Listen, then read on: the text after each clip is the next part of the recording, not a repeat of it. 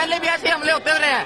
कोई भी पेशेंट को भाई अगर कोई भी कार्रवाई करता तो उसके ऊपर कार्रवाई ये कर देते हैं। तो जब आप पीड़ित से मिले, उसकी बाइट वगैरह ली आपने, तब वहाँ पर क्या माहौल था? क्या वो बाहर हॉस्पिटल के बाहर जो है बैठे थे धरना दे। कितने लोग बैठे थे उसके साथ? लगभग थे 5-7 आदमी थे।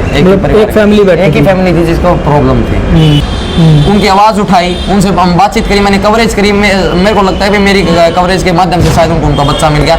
और मैं चाहता भी यही था कि भाई उन जो पीड़ित है उनका समाधान होना चाहिए। और हम लोगों तो ऐसे ही खबरें पहुंचाते रहे बस। जब से गोदी मीडिया, जब से यहाँ पर भाजपा सरकार आती है, वैसे कांग्रेस के अंदर भी इतना कुछ मतलब मीडिया कुछ खास नहीं था, लेकिन भाजपा के आने के बाद में जो एक सिकुड़ सा गया है मीडिया, और वो सोचते हैं कि भाई वैसे ही है, यूट्यूब पे काम पूंजीवाद है भी इसके अंदर। हाँ, और शायद उनको नहीं पता कि भाई हम भी पत्रकार हैं, छोटे लेवल पर काम करते हैं, ग्राउंड जीरो पर करते हैं। तो क्या हमारे आप जो सोशल मीडिया जो है आपका छोटे लेवल का काम नहीं है, आपका मास लेवल का काम है। क्योंकि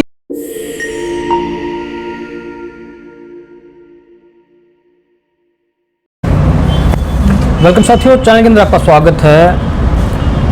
काफ़ी लंबा टाइम हो गया है और भारत के अंदर जो पत्रकारिता है वह लगभग बिकाऊ हो चुकी है।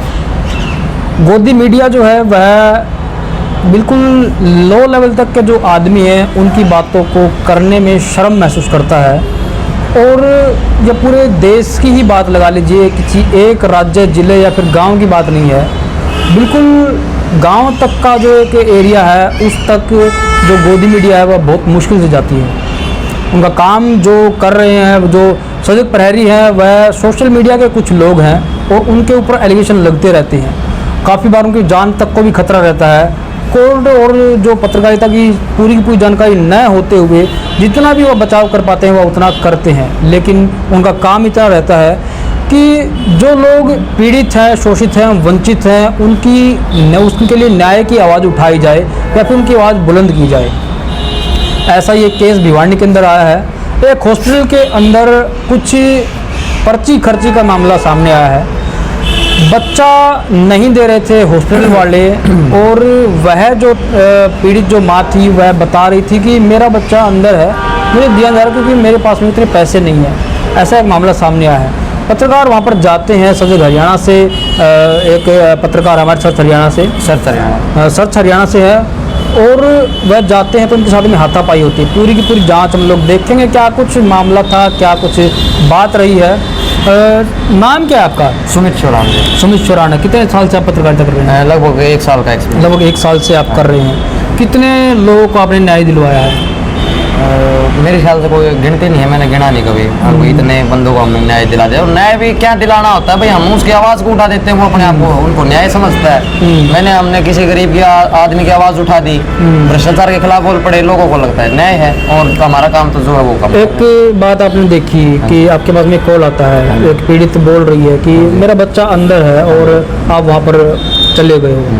तो जब आप पीड़ित से मिले, उसकी बाइट वगैरह ली आपने, तब वहाँ पर क्या माहौल था? क्या वो बाहर हॉस्पिटल के बाहर जो है बैठे थे धरना दे। कितने लोग बैठे थे उसके साथ? लगभग थे 5-7 आदमी थे। एक फैमिली बैठी, एक ही फैमिली थी जिसको प्रॉब्लम थी, वही तरह बैठे थे। फिर आप जैसे अंदर जाते हैं, आप अंदर अपनी मर्जी से जाते हैं, बुलावा आता है क्या? नहीं, बुलावा वगैरह कुछ नहीं आता है। हम अगर आपको कोई जैसे कि यहाँ पर लड़ाई झगड़ा हो गया, पुलिस प्रशासन आ गया, तो कोई बुलावा थोड़ी नहीं देता है। जहाँ पर पुलिस प्रशासन होता है, कार्रवाई करता है, वहाँ हम भी होते हैं। उनकी कार्रवाई दिखाने के लिए क्या कुछ कार्रवाई करी। डायल 112 का एक जिक्र आ रहा है। हाँ, वहाँ पर डायल 112 की गाड़ी जो पहुँच चुकी थी। फिर उसके बाद में जो डॉक्टर से बातचीत करने की कोशिश की आपने? नहीं, जैसे कि मैं कैबिन के अंदर तो कैसे जा सकता हूँ बिना उनकी परमिशन, क्योंकि उनके इतना हमें वीडियो में देख रहे थे, एक वीडियो वायरल हुआ था, उसके अंदर हम लोग देख रहे थे कि आप जो है उसके हॉस्पिटल के अंदर इतना अंदर तक नहीं गए थे, गेट के पास नहीं थे। हाँ, जैसे कि उनका जो कैशियर वेट थे ना, वहाँ पर था, वहाँ तक ही गया था। जहाँ तक पुलिस प्रशासन, अगर पुलिस प्रशासन और भी आगे जाता तो और भी आगे चले जाते हम।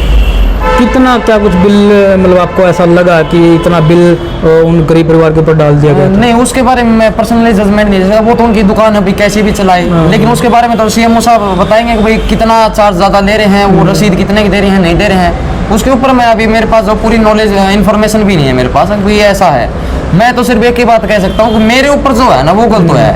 चलो मेरे ऊपर भी छोड़ो, एक पर्सनल। हाँ जी, मेरे वही बात है कि भाई जैसे कि मेरे साथ मारपीट हुई, चलो मैं था सुमित चौरान तक, मेरे किसी बंदे के साथ झगड़ा हो जाता है, वहां भी लग जाती है मारपीट। मारपीट तो ऐसे होती रहती है, लेकिन एक पत्रकारिता के ऊपर उन्होंने ये क्यों नहीं देखा भाई, ये कवर करते हुए आपके पास आदमी गलत हुआ है। हाँ जी, वो जैसे कि पीछे से अचानक से आए हैं, उन्होंने माइक और मेरे मुंह पर हाथ डाला है, तो मैं कैमरा कैसे बंद कर लूं? आप बताओ, मेरे साथ गलत हो रहा है तो मैं कैसे कैमरा बंद कर लूं? हाँ बिल्कुल। ये और तो वो कहते हैं कि भाई आप हमारी रिकॉर्डिंग नहीं कर सकते, वो क्यों कर रहे हैं भाई हमारी रिकॉर्डिंग? नहीं, सुप्रीम कोर्ट का ये जजमेंट है, गाइडलाइन है। आप लोग अगर आपके सामने ऐसा लग रहा है कि आपके पास में जो डीएसपी खड़ा है, एसपी खड़ा है, आपको लग रहा है कि आपके साथ में गलत हो रहा है, आप उसका वीडियो बनाइए। हाँ बिल्कुल, सुप्रीम कोर्ट की ये गाइडलाइन है। हाँ जी बिल्कुल। एक खास इसके अंदर सवाल ये उठता है, ये कितने बजे की बात है? लगभग 5:30 बजे की बात है ये। शाम के 5:30 बजे की बात है। हाँ जी। उसके बाद में जब मारपीट होती है तो आप यहाँ पर हॉस्पिटल के अंदर आकर के एडमिट हो जाते हैं। हाँ जी। इसके बाद में जो हॉस्पिटल की एक पुलिस होती है, एक पर्सनल पुलिस होती है हॉस्पिटल की, हाँ जी। होती तो राज्य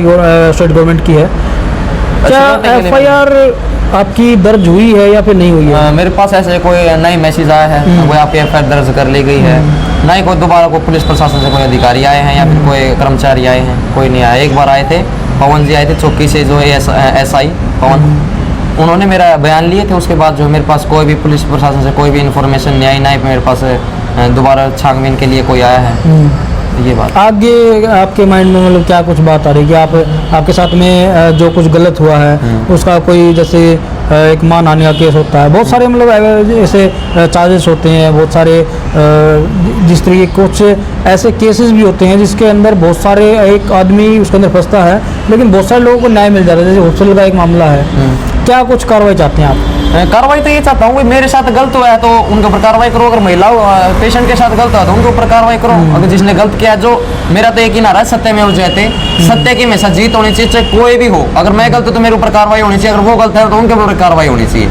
लेकिन मैं यहाँ पर 1% भी जो मैं गलत नहीं हूँ। मैंने वरिष्ठ पत्रकारों से लगभग सभी से बात की, अगर सर मैं ऐसे ऐसे एक मामला है, वो बताते हैं भाई आपने बिल्कुल अच्छा काम किया है, आपने कुछ भी गलत नहीं किया है। तो उनके ब्याह पर मैं ये कहता हूँ कि मैंने कुछ भी गलत नहीं किया है और ना मेरी आत्मा मानती है मैंने कुछ गलत किया, क्योंकि वो माँ जो आज जिसका बच्चा जो लौटाने की मैंने कोशिश करी, उनकी आवाज़ उठाई, उनसे हम बातचीत करी, मैंने कवरेज करी। मेरे को लगता है कि मेरी कवरेज के माध्यम से शायद उनको उनका बच्चा मिल गया। और मैं चाहता भी यही था कि भाई उन जो पीड़ित है उनका समाधान होना चाहिए। और हम लोगों तो ऐसे ही खबरें पहुंचाते रहे, बस चाहे हमारी गेटी कटवा के करावा, चाहे किस तरह भी। आपने भी देखा है कि भाई बाहर का अगर कहीं पर भी दंगा होता है तो वहाँ पर पत्रकार क्यों बीच में उसमें जाता है? उसको पता है उसके ऊपर भी लाठी बरस सकती है, फिर भी अंदर जाकर कवरेज करता है, क्योंकि उसका धर्म है पत्रकारिता करना, उसका धर्म है कि भाई यहाँ की खबरें लोगों तक पहुँचाना, वो चाहे जान जोखिम में डाल के करे, किसी भी प्रकार से करे, जो कि मना करे।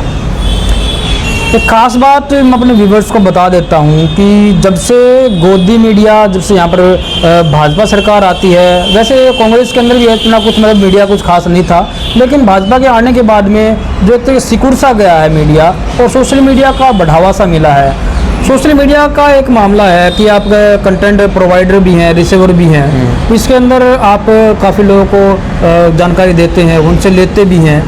एक बात बताइए, जैसे कि जब आपने स्टार्ट किया तो क्या कुछ दिमाग में आया था, या फिर पैसे के लिए केवल काम करना शुरू कर दिया था? अगर पैसे के लिए मैं अगर काम करता तो मैं कुछ ऐसी चीज़ें दिखाता जिससे मेरे को पैसा मिले। आपको पता नहीं हो तो इस तरीके की जिसमें लड़ाई झगड़ा होता है तो यूट्यूब की कुछ गाइडलाइन होती है जिनके द्वारा पैसा नहीं मिलता उस वीडियो को। अगर ऐसा ही कुछ होता, मेरे को पैसा बनाने होता तो मैं और कुछ काम करता, क्योंकि इसके इन वीडियोस के ऊपर ऐसे पैसा नहीं मिलता है, क्योंकि गाइडलाइन होती है। पैसे के लिए करता तो मैं ये वीडियो ही नहीं बनाता। मेरा काम है सिर्फ और सिर्फ गलत दिखाना। बहुत सारे टॉपिक्स हैं उनके ऊपर आप वीडियो बना बिल्कुल, सकते हाँ, और भी उन पर बना सकता था मैं, मानते हो। लेकिन मेरा काम था कि भाई मैं पत्रकारिता करूँ, लोगों को इन्फॉर्मेशन दूँ, भाई कौन क्या है, कितनी क्या इसमें सच्चाई आपको दिख रही है। और हमारा काम कोई ये नहीं है कि जजमेंट देना, अगर हमारे पास पुख्ता सबूत है तो हम जजमेंट दे सकते हैं। मतलब ऐसी आपने केवल घटना दिखाई वहाँ पर? हाँ, घटना दिखाई, जो घटना हो रही थी वो बोलता गया मैं, और जो सिक्का मैंने वो। चलिए, बहुत बहुत धन्यवाद। हमारे साथ में सुमित चौरान हैं, सर्च हरियाणा इनका चैनल है, सोशल मीडिया के ऊपर काम कर रहे हैं। स्ट्रीम मीडिया को इस तरीके सीखना चाहिए कि कैसे लोगों की आवाज़ उठाई जाती है, क्योंकि मेरा लगभग 2.5 साल का एक्सपीरियंस हो गया है मीडिया के अंदर काम करते हुए, और देश विदेश तक की मैंने खबरों का देखा है। केवल हरियाणा के अंदर नहीं, अगर पूरे के पूरे भारत में कहीं पर भी कोई भी एट्रोसिटी, कहीं पर भी ह्यूमन राइट को कुचला जाता है तो वहाँ पर मैं पहुँचता हूँ। लगभग हमने छोटी सी इस एज के अंदर 14-15 स्टेट को कवर कर लिया है। बहुत सारे ऐसे मुद्दे हैं, बहुत सारे लोगों को इंसाफ दिलाया है, लेकिन मैंने कभी ऐसा नहीं देखा कि वहाँ पर जहाँ पर मैं कवर कर रहा हूँ या फिर ऐसा एक सडनली ऐसा हो चुका हो सकता है कि जहाँ पर मैं कवर कर रहा हूँ उस टाइम पे स्ट्रीम मीडिया नहीं हो, लेकिन मेरे बाद में भी मैंने स्ट्रीम मीडिया को नहीं देखा है उन लोगों की आवाज़ उठाते हुए, क्योंकि आपको मैं एक बार बता देता हूँ, प्रिंट मीडिया ने जो मेरा कोई भी जो है पैराग्राफ कोई कुछ भी नहीं छापा, अगर एक पत्रकार के ऊपर वैसे हुआ है तो वो सोचते हैं कि भाई वैसे ही है, यूट्यूब पे काम पूंजीवाद है भी इसके अंदर। हाँ, और शायद उनको नहीं पता कि भाई हम भी पत्रकार हैं, छोटे लेवल पर काम करते हैं, ग्राउंड जीरो पर करते हैं, तो क्या हमारे आप जो सोशल मीडिया जो है आपका छोटे लेवल का काम नहीं है, आपका मास लेवल का काम है, क्योंकि आप यहाँ से वीडियो डाल रहे हो तो मेरा जो चैनल है करीब 67 जो देश हैं, कंट्री है, उनके अंदर देखा जाता है, तो 67 कंट्री के अंदर इनका अखबार, इनका चैनल नहीं चल रहा है। हाँ, ये बात हमारा चल रहा है। हाँ, ये बात है भाई, हम उनसे छोटे कैसे होते हैं, बड़े, बिल्कुल आपने सही बात कही। मास लेवल पर काम कर रहे हैं उन लोगों के लिए मैं सैल्यूट करता हूँ,